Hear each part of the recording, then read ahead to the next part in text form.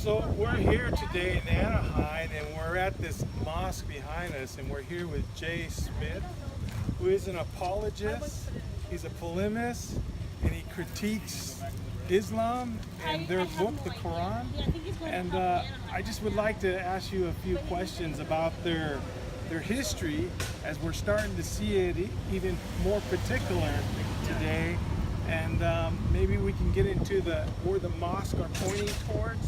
Okay. And at the end, This is the historical critique. historical critique. So you want to first. get into one of the historical problems with Islam, Right. and also the historical problems with the Quran. Right. Those are two biggies right there. Okay. It may take 4 hours. Can we get in a nutshell? We can do it in a nutshell. Okay. So let's go right back to that, because these are probably the two most important things that we have that Islam really is dependent on. If you stop and ask any Muslim, what are the two things that they are absolutely dependent, they would say, well, the Quran, of course, and Muhammad. Why? Because without the Quran, without Muhammad, Islam falls flat. It's very similar to what we would say as well. What are the two things that we need? Well, it's the Bible and Jesus Christ. Without the Bible, without Jesus, we're nothing. So because of that, we start from the same paradigm, we start from the same premise. If that's the case, then we really need to confront those two paradigms. We need to confront those two foundations. It doesn't do us any good to sit there and confront the Muslim about them or who they are. We need to confront about everything they believe in. In doing that, we're going to see Islam come crashing to its knees. So this historical argument that you're bringing up, I think, is the million-dollar question. This is what I would suggest is the one area that will destroy Islam. Achilles heel of Islam is just this. Why? Well, let's take a look and look at let's see what the Muslims say about the Quran. What they say about the Quran is that it is eternal, that it was sent down to a man named Muhammad, that it was complete in the time of Uthman, and that it's never changed. They all have to say that, whether they're radical, nominal, or liberal. Now, what we're saying is, okay, we cannot question the first two. Eternality, you can't question. Sent down to Muhammad, we weren't there. We're not in the 7th century. We can question the last two. Is it complete? And has it ever been changed? Now, to answer that, Muslims are going to have to show us one Quran that is complete. That means 114 surahs from the 7th century, from the time of Uthman, that is exactly like the Quran that I have in my bag right here. This Quran right here. Now, that's the million-dollar question. Can they find any book, any manuscript that it equals this one? When I'm saying that, I mean the Arabic. Right. They can't find it. And they got, what, 7 or how many main manuscripts? There are 6 major manuscripts. Let's go through them real quickly. You have the Topkapi, which is in the Topkapi Museum in Istanbul. You have the Samarkand, which is in Tashkent in Uzbekistan. They have the Ma'il manuscript, which is in London. They're at the British Library. They've also got the Husseini manuscript, which is in Cairo in Egypt. They have the Petropolitanus manuscript, which is in Paris in France. And then the last, probably the most exciting one, is the Sana'a manuscript, which is in Yemen. Those are the 6 major manuscripts.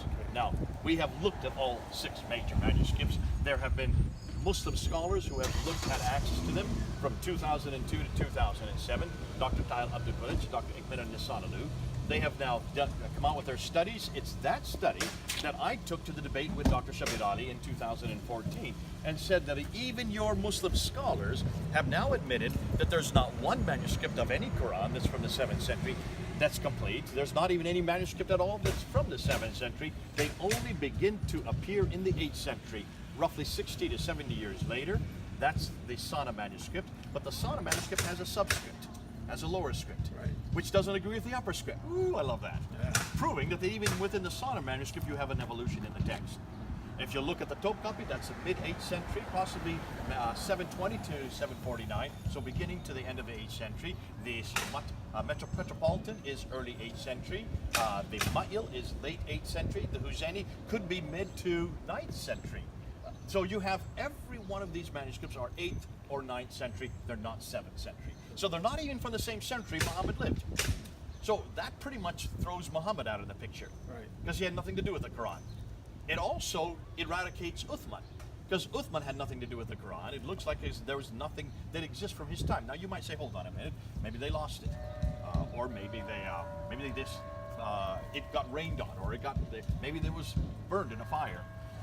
Remember, according to their own story, according to Al-Bukhari, volume 6, hadith number 509 and 510, it's very clear that Uthman was given one manuscript that he took, burned all the others, and from that one manuscript he sent it to 9 different cities. 9. Not 1, not 2, not 4, 9 cities. What are the cities? Basra, Baghdad, Damascus, Jerusalem, Cairo, Alexandria, Aden, Herat, and Nishapur. Those are the 9 cities, which means we should be able to find 9 manuscripts. Right. Where are those 9 manuscripts? I would just like to have one, Joe. Give me just one. Right. They can't even come up with one. That's rather either clumsy, or there must be a conspiracy going on here, or that story never happened. Right. There was no manuscript at the time of Uthman. I would suggest that's the answer. Because we're only talking about 1400 years ago. Goodness sakes, if you look at the Bible, we can come back to the British Library and I'll show you a Sinaiticus of the New Testament that's from the 4th century. That's 300 years earlier. Right next to it is the Alexandrinus, but both the Old and New Testament, that's 200 years earlier. In fact, we have a good 325 manuscripts, either complete or partial, from before the 6th century. If we could come up with so many manuscripts for our New Testament, hundreds before the time of the 7th century, why can't the Muslims come up with just one, since they're the ones that make the claim? Right. Okay, do you see the problem? Yeah, I do. Let me ask you this, Jay. As far as the biography of Muhammad, when do we find that? When does that come compelling in the writings of who he was and what he did? You would like to hope it was done by people that knew him, right? That's the biography of Jesus is that way, right? Right. Those who wrote it down, you know, Matthew and John were with Jesus for the last 3 years. They wrote down his biography.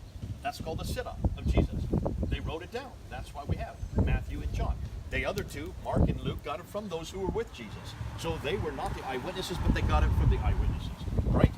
They wrote it down within almost, well, we know that Matthew, Mark, and Luke would have been written within 40 years of Christ's death. He died in 33 AD. These were written before the end of the 60s. So within 30 years of Christ's death, already 3 of the Gospels were written down.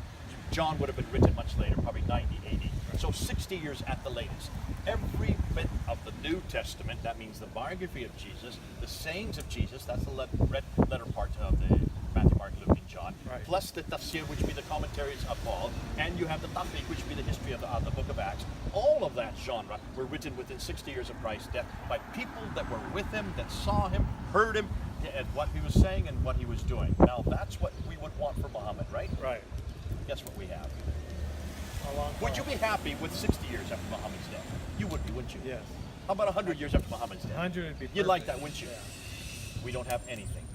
Not for 60 years, not for 100 years. How about 150 years? You'd be happy with that, really? I'm not going to give it to you. You can't even get 150. Yeah. So what's the earliest biography we have from Muhammad? Getting back to your original question. Right. Written down by a man named Ibn Hisham, who died in 833. Muhammad died in 632. You do your math. How many years? Yeah, that's 200 200 years. years. 201, yeah. 200 years. That means these guys, Ibn Hisham, who was the first to write it down, Al-Waqidi, who wrote it down after him, 5 years later, they were never in the century where Muhammad lived. They never knew Muhammad. They didn't even live in that part of the world.